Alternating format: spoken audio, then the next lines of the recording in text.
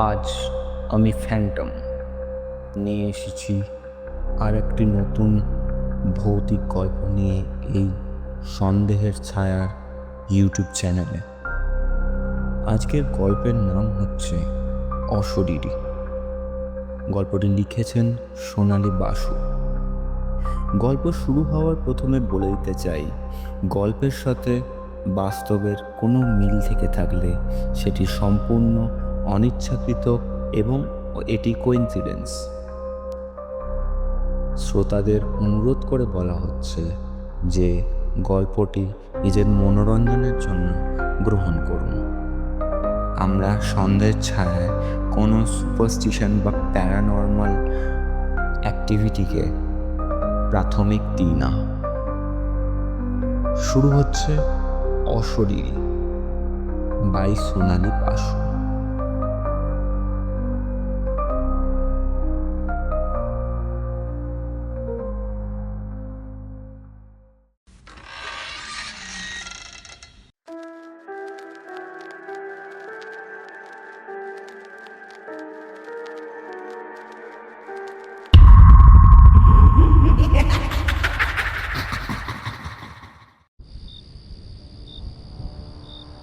গঙ্গার পাড়ে এক পুরনো জমিদার বাড়ি।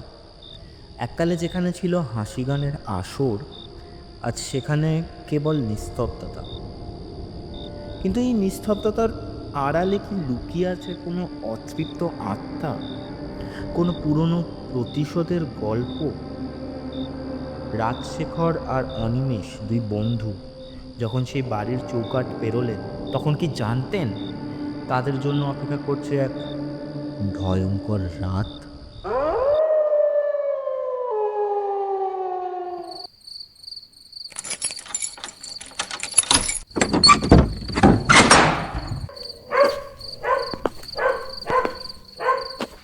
স্যার, চাবি। বলল সুব্রত।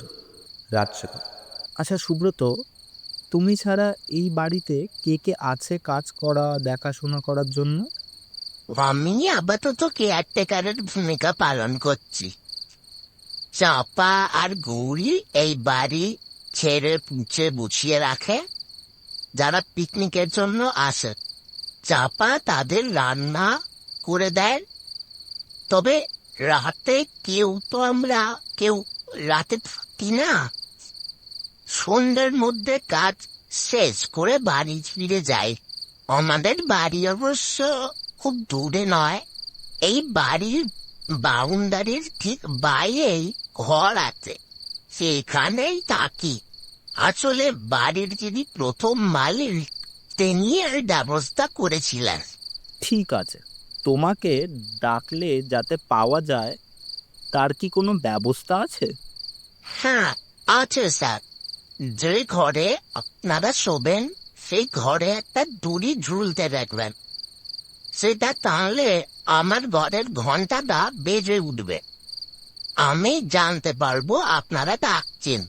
রাজশেখর মৃদু হাসির শব্দ। তুমি তো দেখছি আমাকে সেই আদিকালের গল্প শোনাচ্ছ। তোমার মোবাইল নেই যাতে ফোন করলে তুমি জানতে পারবে? হ্যাঁ, আছে স্যার। তবে বুঝতেই তো পারছেন, গ্রামে তো সন্ধ্যার পর ভালোভাবে টাওয়ার কোথাও পাওয়া যায় না। ও, ঠিক আছে। তা তুমি কি এখনই চলে যাবে?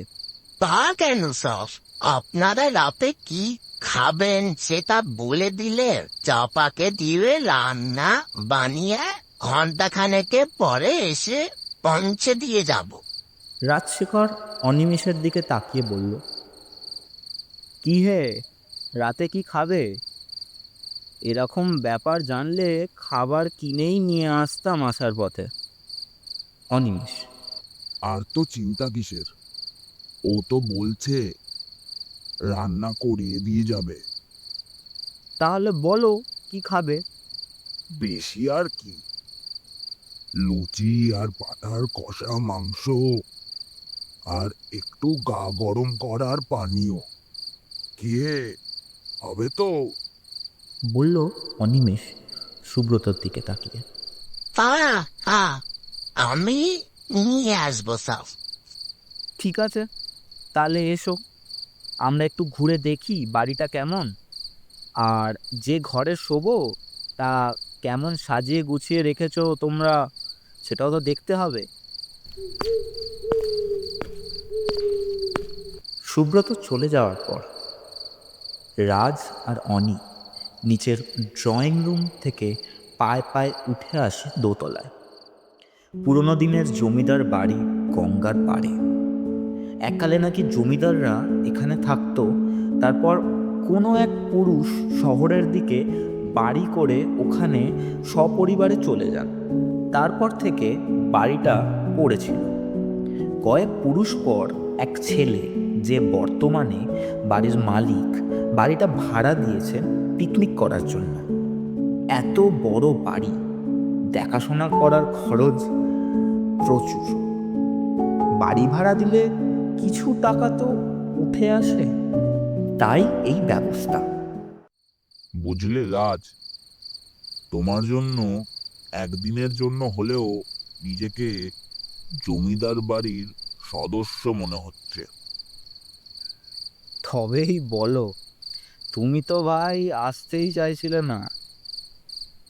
তখন কি আর বুঝেছি এত সুখ কপালে নাচছে? স্যার, আপনার খাবার নিয়ে এসেছি। নিচে ডাইনিং এ খাবেন না? এখানে কি দিয়ে যাব? নিচেই চলো, বিছানায় বসে কি আর খাওয়া যায়, বলল রাজশেখর। তাহলে আসুন নিচে, আমি খাবার বেড়ে দিচ্ছি। নিচে ডাইনিংয়ে এসে তাদের চক্ষু ছানা বড়া। যা বিশাল এক ডাইনিং টেবিল পাতা, মনে হয় একসাথে জনা 30 লোক বসে খেতে পারবে। তবে এত লোক এখন না খেলেও টেবিল কিন্তু আগের আমলের মতোই সাজানো। ওরা দুজন এসে মুখোমুখি বসতেই সুব্রত খুব সুন্দর করে সব সাজিয়ে দিল। তারা বসে বসে খাওয়া তদারকিও করল। খাওয়া শেষ করে উঠতে ও বলল, আপনারা হাত ধুয়ে বসার ঘরে আসুন, আপনাদের পানীয় ঠেলে দিচ্ছি। অনেক ধন্যবাদ তোমাকে, অনেক করেছো আমার জন্য। আর থাকতে হবে না, রাত তো অনেক হলো, এবার তুমি এসো, দরকার পড়লে তোমাকে পাবো তো, বলল রাজশেখর সুব্রতকে। হ্যাঁ সব পাবেন, আমি আসি তাহলে। বুঝলে রাজ, সব ব্যবস্থা যখন করলে, তখন জমিদারের নাচ ঘরের বাইজির ব্যবস্থাও করতে পারতে, আনন্দ পেতাম। কোনোদিন তো সামনে থেকে ওসব দেখার সুযোগ ঘটলো না। এটা বেশ বলেছ, কিন্তু আগে বললে হতো, এখন আর কি হবে। সুব্রতকে বললেই হতো। ও কি এত তাড়াতাড়ি এর ব্যবস্থা করতে পারতো? মনে হয় না। আহা, ওই চম্পা না, কে ওই আছে না, আসতো, এসে একটু মনোরঞ্জন করতে পারতো আমাদের। হঠাৎ আলোর ঝলকানি, তারপর সম্পূর্ণ অন্ধকার। যা, লোডশেডিং। সুব্রত তো আগে বলেনি যে আলো হঠাৎ হঠাৎ যেতে পারে, না হলে ওকে দিয়ে 2-3টে মোম আনিয়ে রাখতাম। একরকম বাড়িতে আলো চলে গেলে কেমন যেন অনুভূতি হয়। কি হে, তোমার ভয় করছে না কি? ঠিক হয় নয়। তুমি সেই আগের মতো ভীতু রয়ে গেছো জানতাম না। হঠাৎ ঘরের মধ্যে কিসের যেন মৃদু শব্দ। কিসের শব্দ ওটা? কোথায় শব্দ? তুমি শুনতে পাচ্ছ না, কিন্তু আমি যে পাচ্ছি ঘুঙুরের শব্দ। কোথায়? ওই শোনো। এবার রাজ শুনতে পেল। অন্ধকারের মধ্যে দুজনেই এদিক ওদিক তাকিয়ে বোঝার চেষ্টা করলেন শব্দর উৎস কোথায়। খানিক অন্ধকারের দিকে তাকিয়ে থাকতে থাকতে অন্ধকার যখন চোখে সয়ে এলো, তখন দুজনেই দেখতে পেলেন এক সাদা পোশাক পরা মহিলা সিঁড়ি বেয়ে নিচে আসছে, আর ওর নামার তালে তালে নুপুরের আওয়াজ উঠছে। দুজনেই চমকে উঠলেন। সুব্রত তো বলেছিল এ বাড়িতে কেউ থাকে না, তাহলে এই মহিলা এলো কোথা থেকে? কে কে আপনি? সে কি, তোমরা নর্তকীকে আহ্বান করলে আর এখন চিনতে পারছো না? তোমাকে কে ডাকলো? আমরা তো ডাকিনি। ডেকেছে তো, তা কি নাচ দেখবে? কত্থক নাকি আধুনিক কিছু? তুমি যাও, তোমায় আমরা ডাকিনি। এখন ডাকনি তো, কিন্তু তখন তো ডেকেছিলে। আর আমি আমার শিশু সন্তানকে ছেড়ে আসতে চাইনি বলে জোর করে ধরে এনেছিলে, আর যাতে ভবিষ্যতেও এই একই সন্তানের দোহাই দিতে না পারি, তাই ওকে মেরে দিলি। কি এ এ কি সব বলছো? আজগুবি একটা কথাবার্তা। আমরা তোমাকে চিনি না। চেনো চেনো, তোমাদের রক্তে আছে নারীদের নিয়ে ফুর্তি করা আর বদমাইশি, আর তোমাদের কথা মতো না চললে তাদের পৃথিবী থেকে হাপিস করে দেওয়া। সেই দূষিত রক্ত এখনো শরীরে বয়ে নিয়ে চলেছি। তাই তো এতদিন পরেও বাড়িতে এসে এই নর্তকীর কথা মনে পড়ল। সেবার ক্ষমতার অভাবে প্রতিশোধ নিতে পারিনি, এবার তো আর ছাড়া যায় না। বলে দুটো হাত এগিয়ে গেল দুজনের গলা লক্ষ্য করে। এতটাই আকস্মিক আর এত তাড়াতাড়ি ঘটলো সব কিছু যে ওরা পালানোর সুযোগ পেল না। সুব্রত করে আওয়াজ তুলতে চেষ্টা করেছিলেন রাজ, কিন্তু গলায় স্বর ফুটল না। ওদিকে আঙুলের চাপ বেড়ে চলল গলার উপর। দু হাতে ধরেও ছাড়ানো গেল না। অনি আর রাজ দুজনের কথাই যেন আটকে গেল। দুজনেই গোঁ গোঁ করতে লাগলো, কিন্তু গলার ওপর চেপে বসা হাত দুটোকে ছাড়াতে পারল না। খানিকক্ষণ পরে দুজনেই গড়িয়ে পড়ল মাটিতে।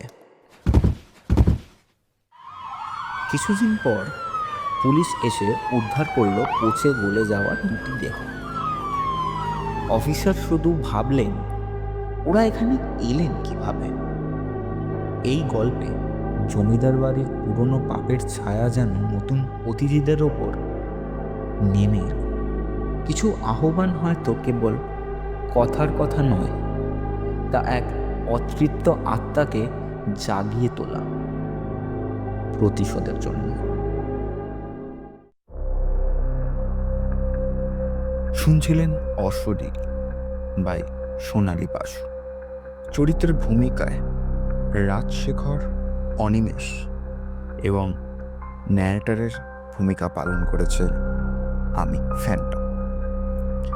নর্তকীর ভূমিকায় পালন করেছেন সুতপা বিশ্বাস।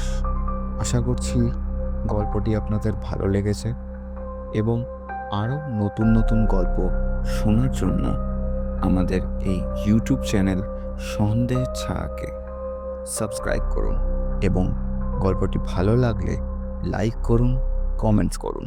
আপনাদের সাপোর্ট আমাদেরকে আরও নতুন ভালো গল্পের জন্য প্রেরণা দেয়। ধন্যবাদ। আজকের মতো এখানেই ভিডিওটা এন্ড করলাম।